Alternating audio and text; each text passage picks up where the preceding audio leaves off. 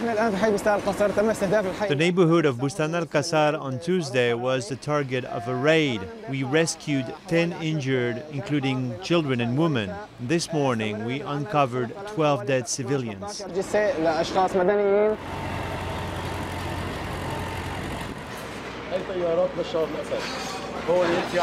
The Air Force of Bashar al-Assad bombed areas inhabited by civilians who were going to work in the morning. On Tuesday, a barrel bomb targeted these buildings here, and 9 people were killed. On Wednesday, 2 barrels killed more than 17 people.